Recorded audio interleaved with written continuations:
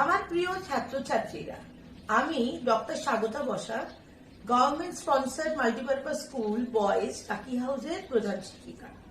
আজ আমি তোমাদের বায়োলজিক্যাল সায়েন্সেসের ক্লাস 12 এর 9 নম্বর চ্যাপ্টার স্বাস্থ্য ও রোগ, হেলথ অ্যান্ড ডিজিজের উপরে তোমাদের কিছু বলবো।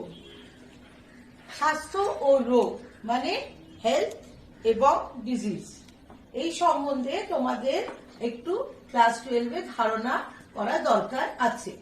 দেখো, হু 1948 অনুসারে, ওদের কথা অনুসারে আমরা বলতে পারি যে শুধুমাত্র রোগের অনুপস্থিতি স্বাস্থ্য বলে বলা যাবে না, তার জন্য চাই সম্পূর্ণ শারীরিক, মানসিক ও সামাজিক সুস্থ অবস্থা।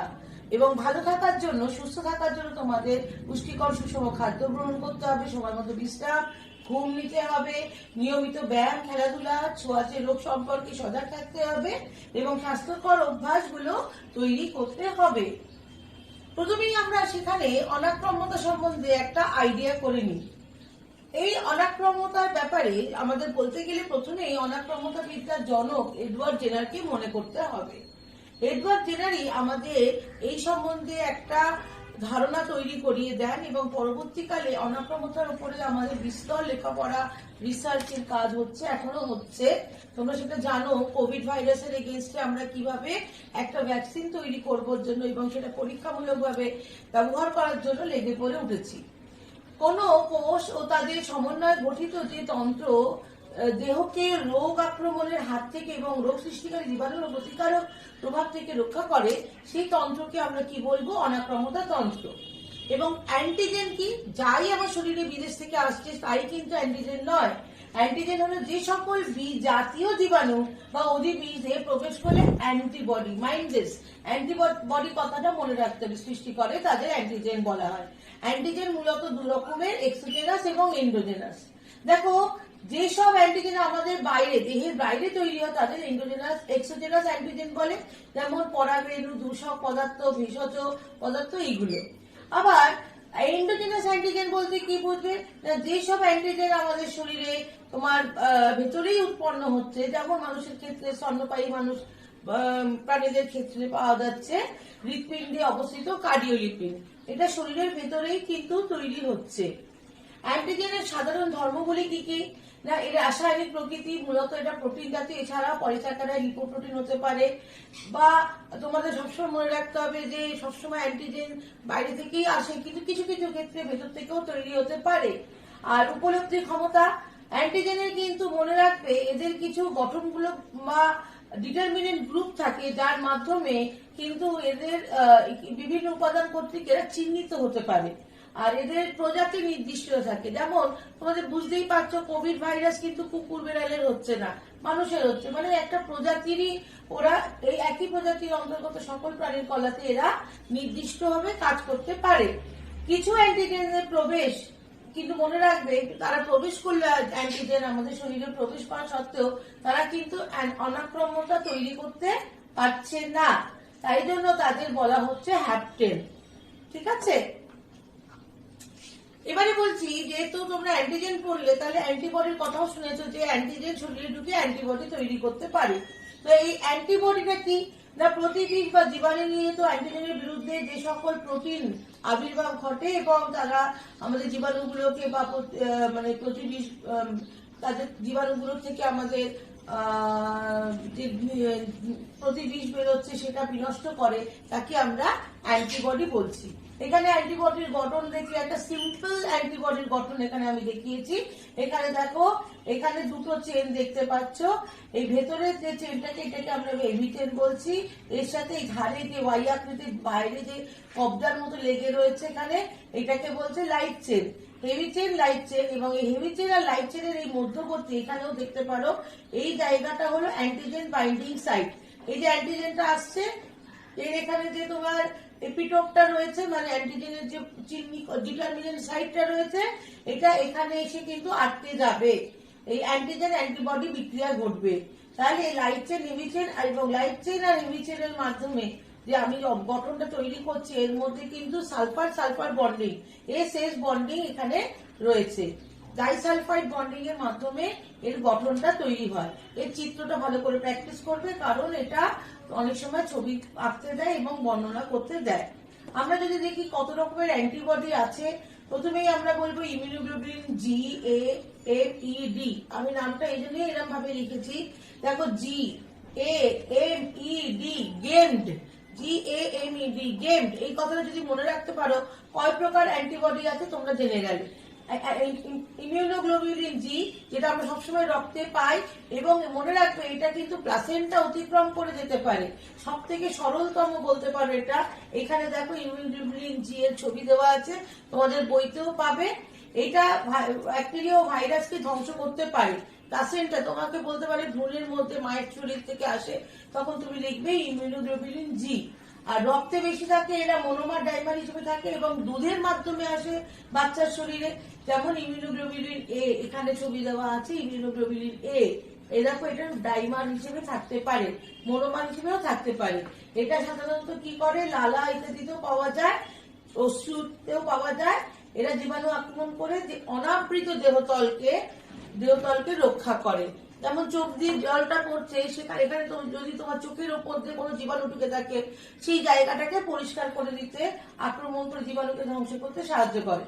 ইমিউনোগ্লোবুলিন এ, এটা সব থেকে বৃহৎ আকার, এবং দেখো এটা সাধারণত অ্যাগ্লুটিনেশন বা ব্যাকটেরিয়ালাইসিস ঘটাতে সাহায্য করে।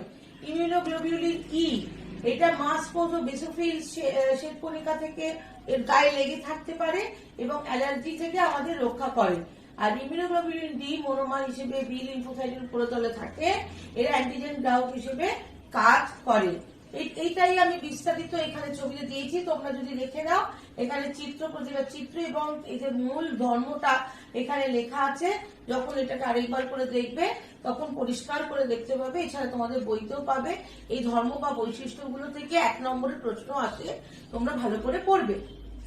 আমরা যে বলি অ্যান্টিজেন অ্যান্টিবডি বিক্রিয়া করে, এই অ্যান্টিজেন অ্যান্টিবডি ক্রিয়াগুলো আমরা কত রকম বলতে পারি না, এখানে একটা পদ্ধতি আছে মনে রাখার, সেটা হলো PLAN।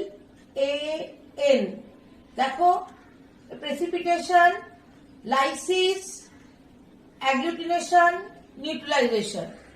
P precipitation, L lysis, A agglutination, N neutralisation.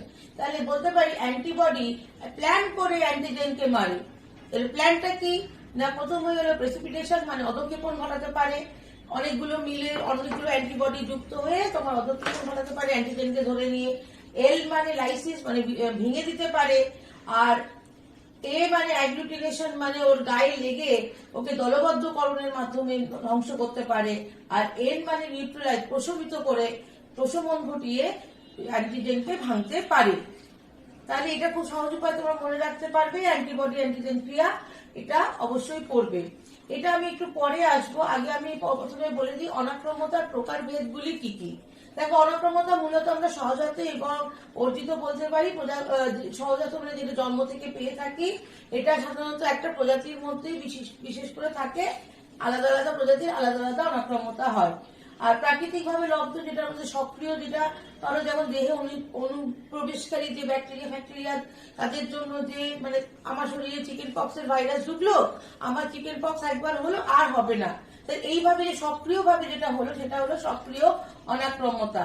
আর নিষ্ক্রিয় অনাক্রম্যতা, যেটা প্লাসেন্টার মাধ্যমে এক্ষুনি আমি বললাম যে আমার শরীরে, আমার মায়ের শরীর থেকে কি কি অ্যান্টিবডি আসতে পারে, সেইভাবে আমি মাতৃদুগ্ধ থেকেও পেতে পারি। এটা হলো নিষ্ক্রিয় ভাবে, আমার শরীর তৈরি করলো না, কিছু পেলো মায়ের শরীর থেকে। এছাড়া কৃত্রিম ভাবে যেটা হতে পারে, মানে ভ্যাকসিন, তোমার শরীরে সেই অ্যান্টিবডি তৈরি হচ্ছে না, তাই জন্য তুমি ভ্যাকসিন নিয়ে সেটা তৈরি করে নিচ্ছ, এটা হলো সক্রিয় পদ্ধতিতে। আর নিষ্ক্রিয়, যেটা ইনজেকশনের মাধ্যমে, যেমন সাপ কামড়ালে যে বিষ, সেই বিষ আমরা ধ্বংস করতে পারি না, তখন কি করি আমরা, ঘোড়া কিন্তু সাপের বিষকে, টক্সিনটাকে মারতে পারে। তাই ঘোড়ার আমরা অ্যান্টিবডিটাকে গ্রহণ করি এবং অ্যান্টিবডিটাকে নিয়ে আমরা ঘোড়ার শরীরে থেকে নিয়ে ওটাকে প্রসেসিং করে মানুষকে দেওয়া হয়। যতবার সাপে কামড়াবে ততবার কিন্তু ওই অ্যান্টিভেনমটা আমাদের নিতে হবে। এটা হলো নিষ্ক্রিয় অনাক্রম্য তার পদ্ধতি। এবার দেখো সহজাত অনাক্রাম্যতা যেটা বলছিলাম, ত্বকের মাধ্যমে, ধর্মগ্রন্থি বা শ্বেত গ্রন্থির মাধ্যমে, মিউকাস পর্দা, এগুলো আমরা ভৌত উপায়ে আমরা এগুলোকে ধ্বংস করছি। মিউকাস পর্দা আটকে দিচ্ছে। দেখো এখানে শ্লেষ্মা বা সিলিয়া এবং এখানে কিছু মাংসকোষ বা ম্যাক্রোফাজও বেরিয়ে যায় অনেক সময়। যেখানে দেখো ত্বক কিভাবে তোমার ইয়েকে আটকায়, অতিবেগুনি রশ্মি বা ইত্যাদি নানান রকমের যেগুলো আমাদের ক্ষতিকারক বস্তুগুলোকে আটকে দিতে পারে। এবারে দেখো শারীরবৃত্তীয় ভাবে দেখতে গেলে দেখবো যে লাইসোজাইম, যেটা অশ্রু গ্রন্থি থেকে বেরোয়, লালা গ্রন্থি থেকে বেরোয়, আমাদের এই লাইসোজাইম কিন্তু কোনো অ্যান্টিজেন ঢুকলে সেগুলোকে ধ্বংস করার জন্য এখানে নিউট্রোফিলও বেরিয়ে আসে, ম্যাক্রোফাজও বেরিয়ে আসে। আর যেমন দেখো সেরুমেন, কানের এখানে দেখো সেরুমেন রয়েছে, এটাও কিন্তু কোনো জীবাণু বা কোনো ক্ষতিকারক বস্তুকে ভেতরে প্রবেশ করতে সহজে দেবে না। এছাড়া আমরা এখানে আরো একটা পদ্ধতি দেখতে পাচ্ছি, পাকস্থলী বা স্টামাকের মধ্যে HCl আছে, অ্যাসিড, অ্যান্টিজেন ঢুকলে সেটা কিন্তু এখানে ধ্বংসপ্রাপ্ত হতে পারে। আবার অন্ত্র, এখানে অ্যাসিড, তারপরেই অন্ত্র, পিত্তরস যেখানে যাচ্ছে এখানে এটা ক্ষারীয় হয়ে যায়, তাই জন্য দেখো অ্যান্টিজেন গুলো ঢুকলে সেগুলোকে এখানে ভেঙে দিচ্ছে, অতএব এদের নিষ্ক্রিয় করে দিচ্ছে। এইভাবেও কিন্তু হয়। আর কোষীয় প্রতিরোধ, দেখো এখানে একটা ম্যাক্রোফাজ কিভাবে অ্যান্টিজেনকে গিলে খাচ্ছে, এখানে পদ্ধতিটা দেখতে পাচ্ছ। এখানে নিউট্রোফিলও দেখো কেমন একটা ব্যাকটেরিয়াকে তাড়া করে যাচ্ছে, এটা দেখা যাচ্ছে।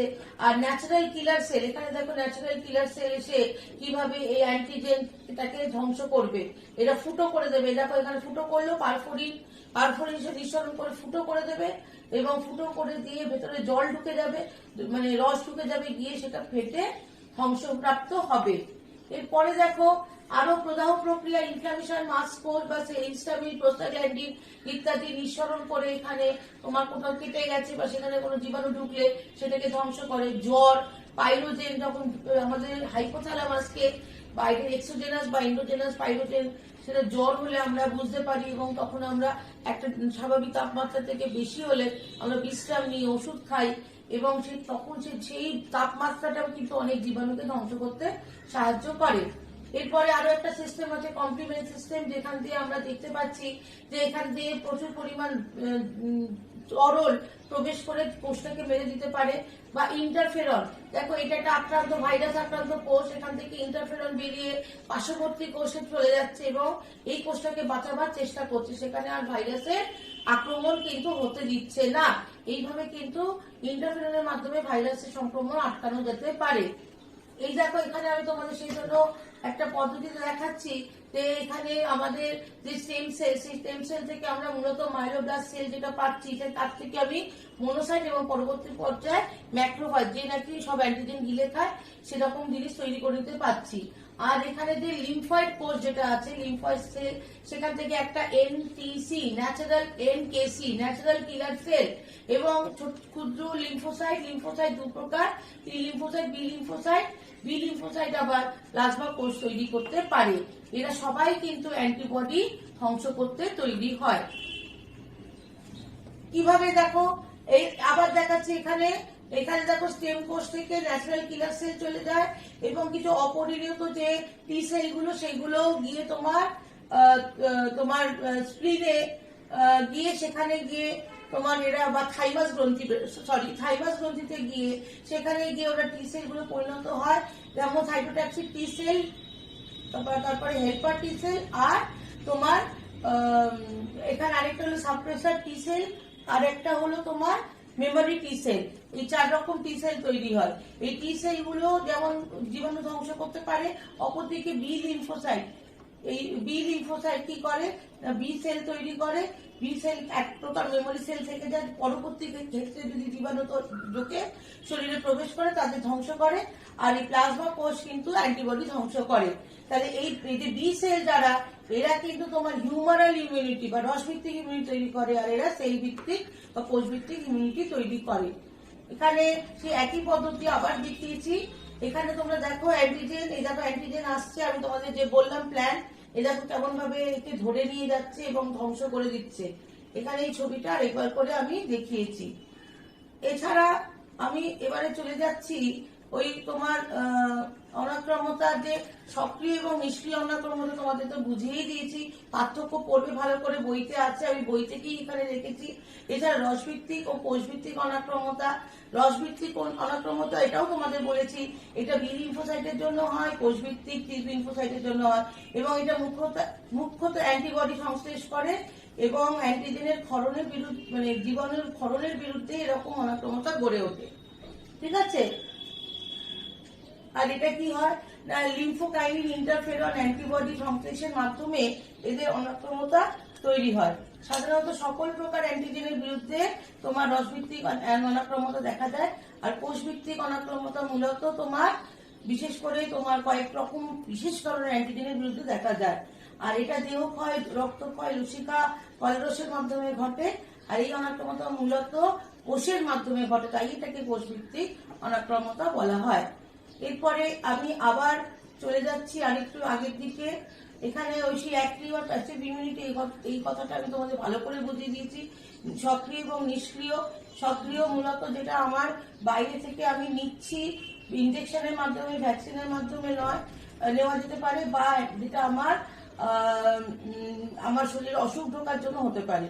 আর নিষ্ক্রিয় যেটা আমার মায়ের শরীর থেকে আমার শরীরে আসতে পারে, বা আমাকে আমার ভাবে কোনোভাবেই আমার শরীরে তার অ্যান্টিবডি তৈরি হয় না, আমাকে রেগুলার ডোজে, যেমন সাপের বিষ প্রশমন করার জন্য আমাকে অ্যান্টিভেনম নিতে হচ্ছে, তখনই আমাকে সাপ কামড়াবে। এবারে দেখো এখানে ভ্যাকসিন হলো টিকা, যেটার মাধ্যমে আমি দেহকে আমার কিছু জীবাণুর বিরুদ্ধে দেহকে তৈরি করার জন্য চেষ্টা করতে পারি। বিভিন্ন ধরনের ভ্যাকসিনের নাম শুনেছো তোমরা। এখানে আমি কিছু ভ্যাকসিনের নাম বলেছি, যেমন ডিপিটি, এটা ডিপথেরিয়া, হুপিং কফ, টিটেনাসের বিরুদ্ধে, বিসিজি, এটা তোমার tuberculosis, OPV, oral polio vaccine অন্য রকম নেওয়া যায়। টাইফয়েড ভ্যাকসিন টাইফয়েড প্রতিরোধ করে। এমএমআর, এটা হাম, রুবেলা এবং মাম্পস প্রতিরোধ করতে সাহায্য করে। আর টিটি হলো টিটেনাস টক্সয়েড। এখানে কিছু আবার করে দেখিয়েছি কিছু কিছু ভ্যাকসিন, এগুলো একটা নির্দিষ্ট ডোজে নিতে হয়, যখন তখন যেরকম নেওয়া যায় না, বয়সেরও ব্যাপার আছে। মনে রাখবে যত বেশি লোক, এখানে দেখো যত বেশি লোক ভ্যাকসিনেটেড হয়েছে তত রোগ কম ছড়াচ্ছে। আর এখানে যত কম লোক দেখো বেশি লাল হয়ে যাচ্ছে, মানে কেন না, কম লোকে নীল রংটা হলো ভ্যাকসিন নেওয়া, যত নীল হচ্ছে তত বেশি নীল যত কম, মানে ভ্যাকসিন কম, রুগী বেশি। ভ্যাকসিন বেশি নিয়েছে, লাল দেখো, রুগী কম। এটাই আমি দেখিয়েছি, মানে আমাদের যখন কোভিড এর ভ্যাকসিন আসবে তখন আমাদের সবাইকেই মোটামুটি ভ্যাকসিন নিতে হবে, তাহলে আমরা কিন্তু বাঁচতে পারবো। এখানে একটু ডোজ গুলো ভালো করে দেখিয়ে দিয়েছি, এটা পড়তে পারো, সেরকম ভাবে আসে না, নামগুলোই বেশি করে পড়বে। এবার আমি আসছি রোগের মধ্যে। রোগ কাকে বলে না, দেহে যখন কার্যগত এবং গঠনগত অস্বাভাবিকতা দেখতে পাচ্ছি তখনই আমরা বলবো রোগ হয়েছে। সংক্রামক রোগ কোনটা না, যেটা নানা রকম ব্যক্তির মাধ্যমে বা হাঁচি, কাশি, ডায়রিয়া, মানে নানা রকম পদ্ধতিতে তোমার শরীরে আসতে পারে, জীবাণুর মাধ্যমে আসতে পারে। এইডস, সিফিলিস, ম্যালেরিয়া, ডায়রিয়া, এগুলো সব তোমার সংক্রমক। আর অসংক্রামক মানে যেগুলো, যেমন তোমার ডায়াবেটিস হতে পারে, আর্থ্রাইটিস হতে পারে, রক্তাল্পতা, এগুলো একজনের থেকে আরেকজনের ছড়ায় না, তাই এই অসংক্রামক রোগ। রোগকে আমি এখানে দুভাগে ভাগ করেছি। বংশগত, যেমন বংশ পরম্পরায় হচ্ছে হিমাচুরিয়া, অর্জিত যেটা, মানে আমার যেমন সংক্রামক রোগ, অসংক্রামক রোগ, এগুলো আবার অর্জিত, মানে বাইরে থেকে আমরা পেতে পারি। এরপরে দেখো প্রথমেই আমি আসছি ম্যালেরিয়াতে। এটার ভেক্টর হলো গৌণ পোষক স্ত্রী অ্যানোফিলিস মশা, মুখ্য পোষক মানুষ। নামগুলো ভালো করে মনে রাখবে, স্ত্রী অ্যানোফিলিস মশার কথাটা মনে রাখবে, এরা পোষক, ভেক্টর বা গৌণ পোষক। আর সংক্রমণকারী জীবের নাম, বিজ্ঞানসম্মত নামগুলো ভালো করে পড়তে হবে, যেমন প্লাজমোডিয়াম ভাইভ্যাক্স, প্লাজমোডিয়াম ফ্যালসিফেরাম, প্লাজমোডিয়াম মোভেল আর প্লাজমোডিয়াম ম্যালেরি। বিজ্ঞানসম্মত নামগুলো কিন্তু বিজ্ঞানসম্মত ভাবেই লিখতে হবে। বড় হাতে প্রথমে, পরেরটা স্পিসিস নেমটা ছোট হাতে, এবং তোমরা তো আইটালিক্সে লিখতে পারবে না খাতায়, তাই জন্য তোমাদের কি করতে পারবে, সবসময় যেরকম ভাবে লেখো না কেন তোমাদের প্লাজমোডিয়াম আর ভাইভ্যাক্স আলাদা আলাদা আন্ডারলাইন করে দেখাতে হবে। রোগের লক্ষণ, প্রথমে শীত দশা আসে, কাঁপুনি দেয়, তারপরে কিছুক্ষণ 1 ঘন্টা পরে তখন প্রচন্ড জ্বর আসে, 105-6 ডিগ্রি ফারেনহাইট টেম্পারেচার উঠে যায়, তারপরে ঘর্ম দশা আসে, তখন জ্বর ঘাম দিয়ে ছেড়ে যায়। এরপরে দেখো কিভাবে রোগটাকে তুমি দমন করবে। না নানা রকম কুইনাইন ইত্যাদি। এছাড়া তুমি রোগ প্রতিরোধ করতে পারো, যেমন মশারি খাটিয়ে, মসকিটো রিপেলেন্ট ব্যবহার করে, আর আবর্জনা ঠিকঠাক জায়গায় সরিয়ে দিতে হবে, জল বেশি দিন খোলা রেখে দেবে না এরকম ভাবে। আর এই তোমার ডিজিজের কথা বলতে গিয়ে একটা কথা অবশ্যই বলছি, মোড অফ ট্রান্সমিশন কিন্তু তোমাদের কোনোটারই পড়তে হবে না সেইভাবে, ঠিক আছে। এরপরে আমি পরবর্তী রোগে চলে যাচ্ছি, ফাইলিডিসিস, যেটাকে এলিফ্যান্টিসিস বলে বা গোজ রোগও বলা হয়। এর সংক্রমণকারী জীব হলো লার্ভা দশা, আক্রমণকারী দশা। এই পর্ব নিমাটোডা, গণ, উচেরিডিয়া, আর প্রজাতি হলো ব্যানক্রফটি। এই নামটা উচেরিডিয়া ব্যানক্রফটি, এই নামটা ভালো করে পড়বে। এই রোগের লক্ষণ কি না, ফাইলেরিয়া কি কোনো আক্রান্ত স্থানে একটা দেখবে লাল হয়ে উঠছে, প্রদাহ আছে এবং লসিকাবাহ গুলো বেশি করে ফুলে ওঠে, জ্বর আসে, অমাবস্যা পূর্ণিমা প্রচন্ড ব্যথা হয়, আর তোমার সেই স্থানে একটা অবরোধ তৈরি হয় বলে স্থানটি ফুলে যায়, টান টান হয়ে যায়, আক্রান্ত স্থানে খুব ব্যথা হয়। চিকিৎসা কি না, পূর্ণাঙ্গ কৃমির দমনের জন্য অ্যান্টিমোনিয়াম আর্সেনিকাল প্রিপারেশন ব্যবহার করা যেতে পারে। এছাড়া মাইক্রোফাইলেরিয়া দমনের জন্য কার্মামাইজাইন এই বা হেপ্টাজোন এইগুলো ব্যবহার করা যেতে পারে। পরবর্তী অসুখ অ্যাসকেরিয়াসিস। অ্যাসকেরিয়াসিস হলো বোল কৃমির জন্য হয়, যার নাম অ্যাসকারিস লুম্ব্রিকয়েডিস। রোগের লক্ষণ হলো নাভির চারপাশে একটা ব্যথা ব্যথা থাকবে, খিদে পাবে না, মুখে জল জল আসবে, বমি আসবে এবং উদরাময় বা মলের সঙ্গে কৃমি বেরোবে। মুখ নাক দিয়েও বেরোতে পারে, ঘুমের মধ্যে কথা বলে, আর ঘুমানোর সময় দাঁত কিরমির করে। এর চিকিৎসার জন্য হেলমাসিড সিরাপ ব্যবহার করা যেতে পারে বা চিনোপোডিয়াম তেল।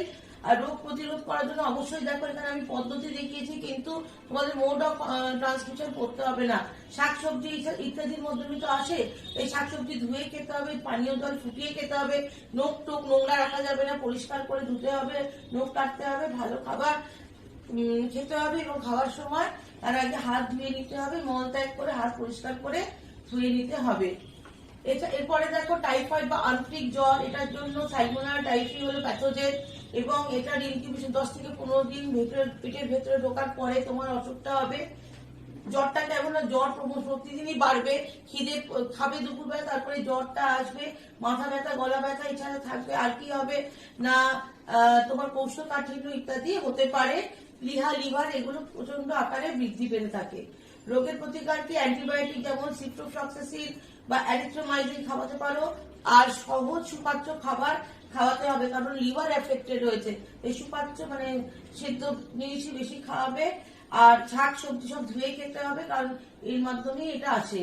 এরপরে নিউমোনিয়া হলো স্ট্রেপ্টোককাস নিউমোনি ব্যাকটেরিয়ার জন্য হয়। 1 থেকে 3 দিনের মধ্যে হতে পারে দেহে প্রবেশ করার পরে। এই ব্রঙ্কোনিমিয়া বা লোবার নিউমোনিয়া তৈরি করতে পারে, দুরকম। আর এর জন্য ফুসফুসে থেকে প্রচন্ড ক্ষরণ হবে, মিউকাস বা শ্লেষ্মা, এটা কি করবে না, অ্যালভিওলাস তোমার ব্রঙ্কাই এগুলোকে ব্লক করে দেবে, এর জন্য ঠান্ডা লাগবে, শীত করবে, মাথার যন্ত্রণা থাকবে, আর ফুসফুসের আমাদের জায়গাটা যেখানটা আক্রান্ত হয়েছে সেখানটা কঠিন হয়ে যাবে। এর জন্য অ্যান্টিবায়োটিক যেমন এরিথ্রোমাইসিন, টেট্রাসাইক্লিন ইত্যাদি খাওয়াতে হবে। এরপরে দেখো কমন কোল্ড বা রাইনাইটিস। এই রাইনাইটিস হলো তোমার মূলত একটি ক্ষুদ্র ভাইরাসের জন্য হয়। এর প্রচন্ড হাঁচি কাশি, কমন কোল্ড বুঝতেই পারছো, হাঁচি কাশি, এটার সাথে আবার কোভিডও মিক্স করে ফেলে অনেকে। নাক বন্ধ হয়ে যায়, নাক চোখ দিয়ে জল খরণ হয়, আর ব্যথা হবে, নাকে মুখে গলায় ব্যথা, সামান্য জ্বর থাকে। এর কোনো বিশেষ প্রতিকার নেই, কিন্তু সাবধানে থাকতে হবে এবং রুমাল দিয়ে মুখ অবশ্যই ঢেকে জানো তো, আর প্যারাসিটামল ওষুধ খেতে হবে। আমাশয় বা অ্যামিবায়াসিস, এটা ইন্টারমিবা হিস্টোরিকা নামে প্রোটোজোয়ার জন্য হয়। এখানে বৃহদান্ত্রে বাস করে এটি, এবং এখানে দেখো পদ্ধতি দেখিয়েছে, এসে আমাদের সাধারণত খাদ্য পানীয়ের মাধ্যমে আসতে পারে, এবং এই রোগে অনবরত পাতলা পায়খানা হবে, কোষ্ঠকাঠিন্য, কোষ্ঠবদ্ধতা, আবার মিউকাসও থাকবে, মলের সঙ্গে রক্ত থাকতে পারে। আর রোগ নির্ণয় করার জন্য তোমাকে স্টুল টেস্ট করতে হবে, আর রোগ প্রতিরোধ করার জন্য তোমাকে পানীয় জল, দূষণমুক্ত পানীয় জল ফুটিয়ে খেতে হবে, শাকসবজি পরিষ্কার খেতে হবে ইত্যাদি। দাঁত, রিংওয়ার্ম বা টিনিয়া, এই দেখো গায়ের উপরে সাধারণত হয়, এরকম গোলাকার মতো হয় বলে এটাকে বলা হয় রিংওয়ার্ম। আর এটা লালচে হয়ে প্রচন্ড অসহ্য চুলকানি হয় এবং চটচটে হয়ে যায়, প্যাচ দেখা যায়। এটার জন্য স্যালিসাইক্লিক অ্যাসিড মলম দেওয়া যেতে পারে, ট্যাবলেট খাওয়া হয় অনেক সময়। তাদের প্রতিকারের জন্য পরিষ্কার পরিচ্ছন্ন রাখতে হবে এবং অবশ্যই করে সাবান, কিন্তু যে মানুষের আক্রান্ত সেই মানুষের জামা কাপড় জিনিসপত্র সাবান তেল কিছুই তোমরা ব্যবহার করবে না। ক্যান্সার সব থেকে গুরুত্বপূর্ণ ওয়ার্ড ক্যানগ্রাম থেকে এসেছে, মানে কাঁকড়া। এটা কিন্তু ক্যান্সার সৃষ্টিকারী মানে তোমার যে অসুখটা, এটা কার্সিনোজেন। এটা কার্সিনোজেনটা কি ইউভি রশ্মি থেকে শুরু করে নানান রকমের তোমার কেমিক্যালস হতে পারে। অঙ্কোজিন কি অঙ্ক ভাইরাস, নানান রকমের ক্যান্সার সৃষ্টিকারী virus, hepatitis B virus, sarcoma virus বা রেট্রোভাইরাস, লিউকেমিয়া যেটা আরএনএ ভাইরাস। অঙ্কোজিন যেদিন ক্যান্সার সৃষ্টি হয় অঙ্কোজিন বলে। আর দেখো কত রকমের এখানে ক্যান্সার হতে পারে, কার্সিনোমা, মেলেনোমা, সার্কোমা, লিউকোমা, লিম্ফোমা। এই নামগুলো অবশ্যই ভালো করে পড়বে। ক্যান্সারের লক্ষণগুলো খুব ভালো করে পড়বে। কোন যেখানে হয় সেখানে একটা টিউমারের মতো হবে। তারপরে দেখবে নানা রকম মলত্যাগের তোমার পরিবর্তন হয়ে যাবে, ত্বকের রং পাল্টে যাচ্ছে, কাশি এক নাগারে লেগে থাকবে, কথা বলতে অসুবিধা হতে পারে, অস্বাভাবিক রক্তক্ষরণ হতে পারে, গলায় ব্যথা, প্রচন্ড ক্লান্তি থাকবে এবং খসখসে ত্বক, রাতে অস্বাভাবিক ধর্মকরণ, এগুলো হতে পারে। মেটাস্টাসিস হলো ক্যান্সারের একটা বিশেষ লক্ষণ। এখানে কি হয়, কোষগুলি তাদের উৎপত্তি স্থল থেকে বিচ্ছিন্ন হয়ে দূর দূরান্তে ছড়িয়ে যায়, এটাকে বলা হচ্ছে মেটাস্টাসিস। অ্যাঞ্জিওজেনেসিসও হয়। এছাড়া কন্ট্যাক্ট ইনহিবিশন ক্ষমতার অবলুপ্তি ঘটে যায় কোষগুলোর। আর কি হয়, কোষের পর্দা নতুন নতুন টিউমার সৃষ্টিকারী অ্যান্টিজেনের আবির্ভাব ঘটে। এই জন্য ক্যান্সার খুব ক্ষতিকারক এবং মারাত্মক। ক্যান্সারের বৈশিষ্ট্যগুলো অবশ্যই করে ভালো করে পড়বে। ক্যান্সারের বিস্তার রক্তের মাধ্যমে, লসিকার মাধ্যমে, অঙ্গ প্রতিস্থানের মাধ্যমে, প্লাসেন্টার মাধ্যমে ইত্যাদি মাধ্যমে হতে পারে। এটা নির্ণয় করার জন্য আমরা biopsy, pap test, X-ray, PET scan, CT scan ইত্যাদি করে থাকি। এরপরে আসি AIDS, acquired immunodeficiency virus syndrome, যেটা হিউম্যান ইমিউনোডেফিসিয়েন্সি ভাইরাস। নামটা ভালো করে পড়বে, পরীক্ষায় দেওয়া হয় জন্য হয়ে থাকে। এটা 6 মাস থেকে 10 বছরের মধ্যে তোমার শরীরে ঢোকার পরে লক্ষণ দেখাতে পারে। এটা খুব ছোট একটা আরএনএ ভাইরাস, গঠনটা আমি এখানে দেখিয়েছি। এবং এটা কি করে না, কোষের প্লাজমা পর্দার CD4 গ্রাহকের সঙ্গে যুক্ত হয় এবং কি করে না, এটা আমাদের শরীরে ঢুকলে আমাদের সমস্ত নানা রকমের রোগের লক্ষণ দেখাতে পারে, যেমন জ্বর, মাথা ব্যথা, সব রকম রোগের লক্ষণ এখানে দেখতে পাই। কারণ আমাদের অনাক্রমত তন্ত্রটাকে নষ্ট করে দেয়। ক্ষুধা বন্ধ থাকবে, অনুচক্রিকার সংখ্যা কমে যাবে, শ্বেতকণিকার সংখ্যা বেড়ে যাবে, কারণ জীবাণুর সাথে তাকে ফাইট করতে হচ্ছে। আর প্রতিকার করার জন্য অবশ্যই করে মনে রাখতে হবে, যৌন মিলন কেবলমাত্র স্বামী স্ত্রীর মধ্যে হবে, অন্যত্র কিন্তু তোমাকে কন্ডোম বা ইত্যাদি ব্যবহার করতে হবে। ডিসপোজেবল সিরিঞ্জ কোনোভাবে তুমি 2বার 3বার ব্যবহার করবে না, অল্প লোকে তো করবেই না। আর এখানে ব্লেড, রেজার যেগুলো অন্য কোনো লোকের সেখানে ব্যবহার না করাই ভালো। আর বয়ঃসন্ধি ড্রাগ ও মদের অপব্যবহার করা বন্ধ করে দিতে হবে। এবারে দেখো, বয়ঃসন্ধিকালে যে ড্রাগ ও মদের ব্যবহার, এটা অপব্যবহার বলতে হবে। কারণ ড্রাগ খেলে কি হয়, ড্রাগ আমরা সাধারণত নিই আমাদের শরীরের অসুস্থতা কি সারাবার জন্য, এটা নির্দিষ্ট মাত্রায় নিতে হয় কখনো কখনো। কিন্তু যদি তুমি অনিয়মিত এবং মানে আনপ্ল্যান ভাবে এবং প্রচন্ড মাত্রায় তুমি নিতে থাকো, সেটা কিন্তু তোমার স্বাভাবিক ক্রিয়া পরিবর্তন করে দেবে, তোমার নানান রকম অসুখ বিসুখ হতে পারে। যেমন সেডেটিভ, এগুলো নামগুলো মনে রাখবে। সেডেটিভ, বার্বিচুরেট, ট্রাঙ্কুইলাইজার, মদ, ভ্যালিয়াম, উত্তেজক বা stimulant, heroin, morphine, pethidine, methadone, hallucinogen যেমন মারিজুয়ানা, গাঁজা, এলএসডি। মাদক নির্ভর, তুমি দেখলেই বুঝবে একটা মানুষ মাদক নিয়ে থাকে, কারণ তার ওজন কমতে থাকবে, আস্তে আস্তে কোনো কাজে ভালো লাগবে না, চোখগুলো লাল ফুলে থাকে, অস্বচ্ছ দৃষ্টি, কিছুতেই তার আগ্রহ থাকে না, ঘুম কমে যায়, আলস্য এসে যায়, অধিক ঘাম নিঃসরণ হতে থাকে। এরপরে দেখবে মদ্যপানের ফলাফলে কি হয় না, কেন্দ্রীয় স্নায়ুতন্ত্রের উপরে মদ্যপানের বিশেষ প্রভাব আছে। মাথার দেখেছো তো, একজন মানুষ যদি মদ্যপান অতিরিক্ত মাত্রায় করে, সে টালমাটাল হয়ে পড়ে এবং তার এই অবসাদ ঘটে তার, এবং দৈহিক নির্ভরতা মদের উপরে বেশি হয়ে যায়। যকৃতে তার ফলে কি হয়, দীর্ঘদিন খেতে খেতে যকৃতের সিরোসিস অফ লিভার হতে পারে, সাইকোসিস হতে পারে, বা গ্যাস্ট্রাইটিস হতে পারে, কার্ডিওমায়োপ্যাথি, নিউরোপ্যাথি ইত্যাদি অসুখ বিসুখে ভুগতে পারে। আর মাদকাসক্তি দূর করার জন্য চিকিৎসা করতে হবে। মদ খাওয়া বন্ধ করে মদ ছাড়াবার সিনড্রোম দেখা যেতে পারে, সেইগুলো সমস্যা হয়। খিটখিটে মেজাজ হতে পারে, উদ্বেগ হতে পারে, দুর্বলতা তৈরি হতে পারে। সুচিকিৎসার মাধ্যমে ডিনাইট্রিফিকেশন করা যেতে পারে। তাই আমি শেষ করছি এখানে অ্যাকনোলেজমেন্ট দিয়ে, যে আমি কিছু ইন্টারনেটের Google picture, Femina, Shutterstock, Britannica, Wikipedia ব্যবহার করেছি। এছাড়া আমি উচ্চ মাধ্যমিক জীববিদ্যা ডক্টর তাপস দেব ও ডক্টর দুলাল চন্দ্র সাঁতরার বই ব্যবহার করেছি। তাই আমি এদের কাছে কৃতজ্ঞ কৃতজ্ঞতা জানাচ্ছি। তোমরা পড়বে এবং আশা করি সব বুঝবে।